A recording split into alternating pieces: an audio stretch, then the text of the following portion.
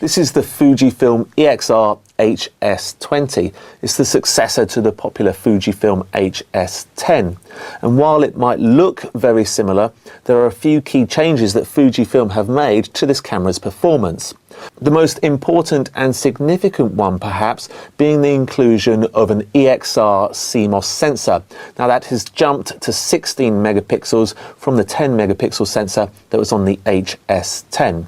So what does this EXR sensor and processor allow this camera to do? Well, there are three main settings, the first of which is high resolution. Now this is designed for taking shots that are well lit, like the one of Catherine here stood in front of these buildings. This will be great for getting that extra detail into your shot. Probably something you might keep the camera on as a default if you weren't using any of the more advanced manual controls.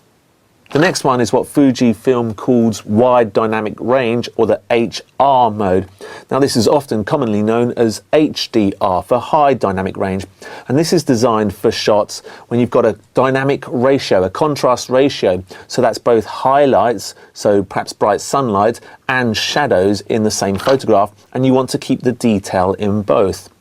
Now this example of a photograph that I'm taking of Catherine was of Catherine stood in the shadow with the background in daylight.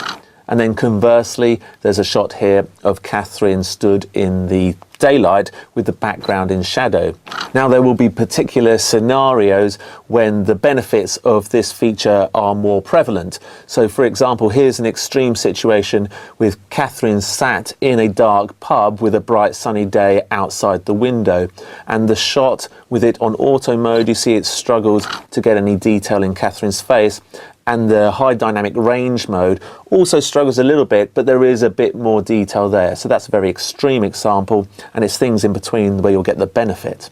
Now the next mode is called high sensitivity low noise, or SN as it's called on the camera.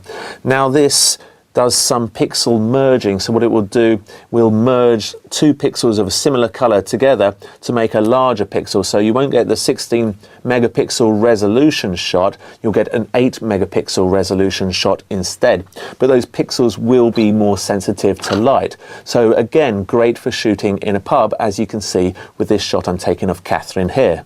Now another change that Fujifilm has made to this camera is the macro setting. They've now introduced a super macro setting for extreme close-ups. So as you can see here, I'm taking a shot just using the macro setting, and it gives you some guidance as to how far the lens should be away from the subject, and it comes out with quite a lot of detail. But with this super macro, you can get the lens almost touching the subject. You have to watch the shadow a little bit, but you can get some great detail there too. Now the processor's that little bit more powerful on the HS20 than it was on the HS10. On the HS10 you were able to capture 10 frames per second at full resolution.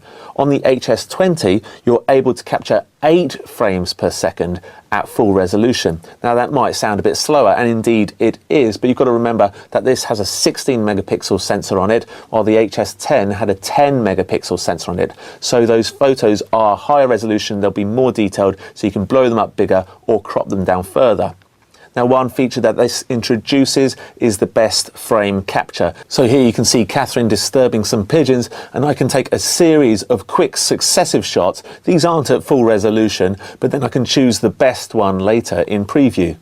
Another new feature introduced to this camera is the film saturation, or the FS modes. So there are a number of different film types. It's an effect that you can apply to your digital photography.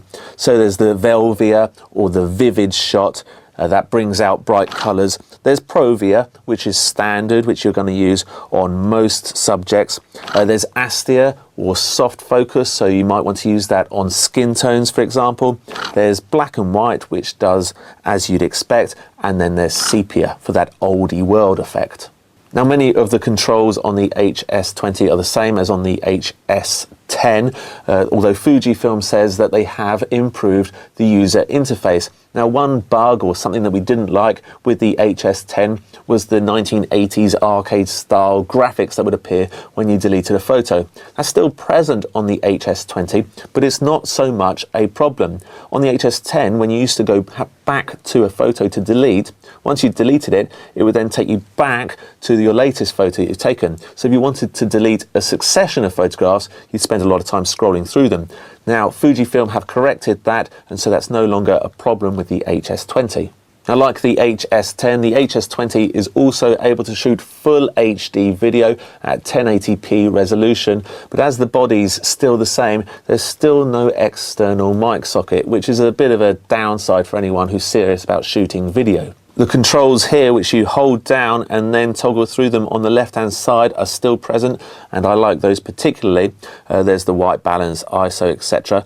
There's also this white balance control, so you can go in and you can control the red, the yellow, the blue, and the cyan values. It's a bit hit and miss. You don't get a live preview of the changes that you're making, so unless you really know what you're doing, you could get it wrong, but it's real for fine-tuning and tinkering, really. A couple of features that we see on the HS20 that were present on the HS10 include the sweep panorama. So as you can see here, particularly works well if you've got the camera mounted to a tripod. You can spin the camera around and it will take a succession of shots, which it will then stitch together to form one long, thin panoramic shot. And there's also the impressive 30 times optical zoom that starts at a generous wide angle of 24mm and extends to 720mm. So that's the Fujifilm EXR HS20 in a nutshell, but we're not going to stop there. We're going to send this to our lab for a full in-depth comparative test to see how it stacks up against other bridge cameras. So if you want to find out more about the features that are on the HS10 and have remained on this HS20, then I suggest you watch the HS10 first look video, or better still, check out our full lab-based review on our website. But if you want to see some test shots that we've taken during the first look of the HS20 and find out more information about this model, then go to our website at which.co.uk/HS20.